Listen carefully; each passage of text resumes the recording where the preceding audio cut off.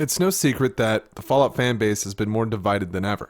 With the release of Fallout 76 and the subsequent nonsense that followed, many fans have lost faith for the once charming Bethesda. I want to talk about the past in this video. There are many opinions of Fallout 76, and they are shared quite regularly these days. The division of the fanbase shows clear in the comment sections and online forums in the community, with some praising Bethesda and welcoming their newest trends with open arms, and others longing for the Fallout experience that they know and love.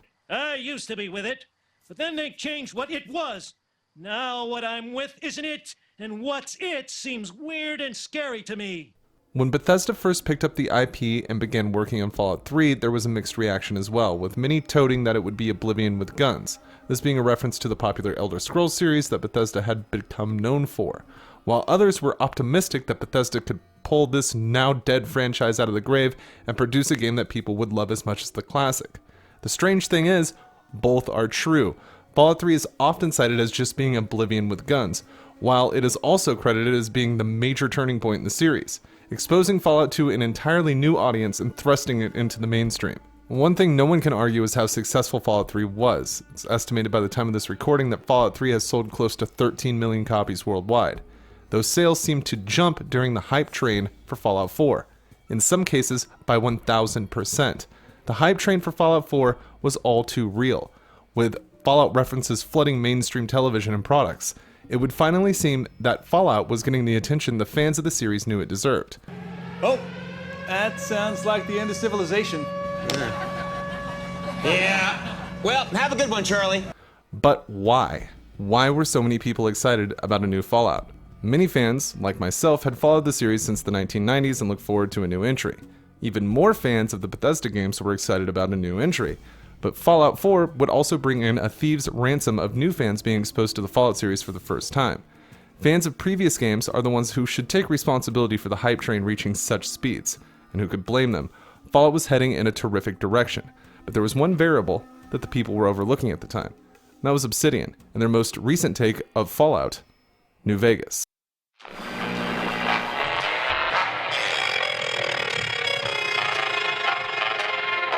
Most sequels are judged off of their predecessors. Fallout is no different. When Fallout 4 was announced, sales of the Fallout games began to skyrocket during the hype train, but the current fans of Fallout were looking to see how the game series would improve moving forward. Fallout New Vegas did so much to enhance the formula from Fallout 3 that people were looking for that to be added to. New Vegas would add a faction reputation system, new ammo types, and a great post-apocalyptic story that really immersed players into the role of the courier, tasked with delivering a relic to New Vegas and being robbed, shot, and left for dead outside of a town. Many players found themselves exploring the story and environment while relishing in the RPG options available. The jump from Fallout 3 to New Vegas was not nearly as dramatic as going from Fallout 2 to Fallout 3. However, Obsidian took what little time they had to create a fantastic Fallout experience that is still credited as the best of the series today. Consumers expected to see the same types of improvements in Fallout 4, which many did in the gameplay department. With the help of the newly acquired id Software, Bethesda was able to overhaul the gunplay of Fallout 4, which is quite an essential aspect of an FPS. Fallout 4 ushered in gameplay changes that I personally can't live without now that they've been introduced. Sprinting, the way looting works, I even like VATS in Fallout 4 more than the previous entries. But other changes were made as well, or rather old habits that didn't seem to die out. Stop it. Get some help. Fallout 3 is often criticized for the very shallow story it pitches as its main quest. For those looking for an authentic RPG experience, they may have been disappointed. Taking the role of the Vault Dweller in Vault 101, the story sees your father, James, escape the vault one day, sending your once peaceful life into turmoil. What follows is a journey across the capital wasteland searching for your dad and learning about the horrors of the new world. On paper, this doesn't seem too egregious, but how it was delivered has appeared to leave a lot of people frustrated with the writing and story of Fallout 3. Many people have commented on Fallout 3 showcasing the story of your dad, James, with the player acting more as a cameraman. Granted, there are a ton of things to do during a playthrough of Fallout 3, especially after the DLCs were released. I'm strictly addressing the main quest here. While most have placed the blame on Emil Pagliarulo, who is credited as writing Fallout 3, others have cited the delivery and pacing as the issue. Emil's controversy does not end at Fallout 3. He has written every single major Bethesda release since 2006 with the Elder Scrolls 4 Oblivion, or at the very least, had a large part in the writing of the stories contained in these titles.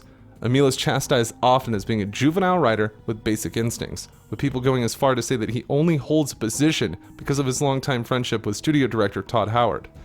This flared up quite a bit since the release of Fallout 4, and especially since Fallout 76. Some would argue the absence of Emil would be why Fallout New Vegas is so highly praised. With Emil out of the picture, someone was able to craft a story in the Fallout universe that many people today, again, credit as the best in the series.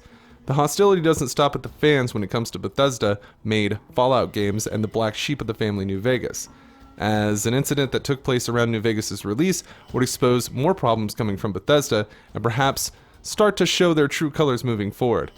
While every main title in the Fallout series to date has taken multiple years to craft, at least following Bethesda's acquisition, New Vegas developers were given a meager 18 months to create Fallout New Vegas, with Bethesda stating that they had the engine and foundation done, so this would be plenty of time to make a story and give some of the original Fallout team a chance to show what they could do with the series moving forward. New Vegas would receive an 84 on Metacritic for the PC and Xbox, with the PlayStation 3 version taking an 82, which would leave Obsidian punished by Bethesda for missing the 85-point mark. This 1 point difference would show the hostility coming from Bethesda, with Chris Avalon stating Fallout New Vegas was a straight payment, no royalties, only a bonus if we got an 85 plus on Metacritic, which we didn't. Bethesda declined to comment. Many of the complaints coming from the Metacritic reviews were linked to the shoddy and aging Gamebryo engine, with users praising the game into the 90s. It was clear to see that New Vegas was a massive success among Fallout fans, and to this day, it is highly regarded. One could make the logical conclusion that the Fallout formula would be built upon from New Vegas moving into Fallout 4, with the features and gameplay of New Vegas, the last Fallout game to be released, being so highly praised by fans and critics alike. To many fans of Fallout, that is not what we received in Fallout 4. We see the story switch back to that of a narrative of a predetermined character, with both Nate and Nora having their own ambitions preset upon the start of the game. Again, we see a story that revolves around a missing character, with Nate or Nora searching the Commonwealth to find Sean, their son, who had been kidnapped during the opening of the game. Critics of Fallout 4 would cite this as a bit of a recycled main quest from Fallout 3, with the roles now reversed, going further to explain that many of the RPG elements had been stripped away in favor of more FPS-friendly game styles. Side quests, which were some of the most exciting content in New Vegas, had now become nothing more than just radiant fetch quests, regurgitating the same objectives at random but changing the location, giving the appearance of more quests with a fraction of the work. It's easy to see how New Vegas influenced the hype for Fallout 4. New Vegas vastly improved on what was started with Fallout 3, adding an arguably more interesting story and vastly improving the gameplay. People who played New Vegas were right to think that Bethesda would add to what made this game so great, but few were surprised to see them ignore the project as a whole. Only recently has Bethesda started to embrace New Vegas, releasing New Vegas-inspired content into Fallout 76, which makes you think even more. Bethesda can clearly see the impact New Vegas has had on the Fallout community, so why do they treat it like a black sheep? The easy answer is that they didn't make it. They're possibly bitter that when given a tight deadline and minimal support, another developer was able to create a better Fallout game. Whatever the case may be, Fallout 4 owes that big hype train to New Vegas. People are going to base their opinion of a game's sequel on the game that came before it. This was clearly the case for Fallout 4, as many people expected Bethesda to take hints from Obsidian on how to go about telling stories in the Fallout universe, to build upon those hints and deliver a game that really shattered expectations. While I think Fallout 4 has many enjoyable factors, even without mods, I cannot say that Fallout 4 has a story, a main quest, that rivals New Vegas in any way. The amount of player choice and memorable characters is simply unmatched by current Fallout standards. Some people may not have heard of Fallout before the 4th installment. Maybe they had heard of it, but they didn't come in until Fallout 4. I argue those people experienced the hype train due to the expectation of the current fans. All of which is thanks to New Vegas. And one of the great things about having a fully dynamic game engine is all of this just works. I'm not kidding. The generators will power things through switches that require power, lights and other items, and then you run wires that connect them all, and again, it just works. All of this just works.